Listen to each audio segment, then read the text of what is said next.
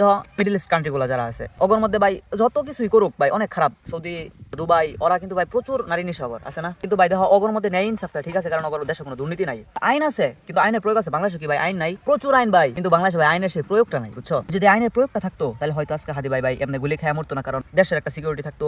আমি একটা লোকের মারবার চাই, হ্যাঁ এই লোকের মারার পরে কি হইবো আমার আমি তো জানি, হ্যাঁ এই লোকে মারার পরে যদি এরা জানার পরে আমার দুই দিনের ভিতরে আমার ফাঁসি কার্যকর, বা 2 দিনের ভিতরে আমার মারার মামলা দিয়ে আমার ডাইরেক্ট যাবজ্জীবন দিয়ে দিব, এই ভয়টা কিন্তু আমার থাকতো, কিন্তু বাংলাদেশে ভাই আছে? এটা কিন্তু ভাই নাই।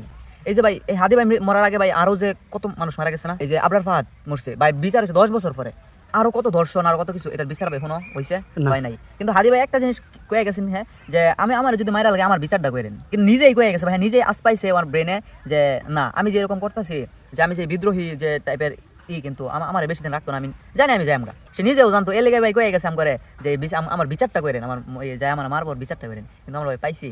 আমরা কিন্তু ভাই পারি নাই।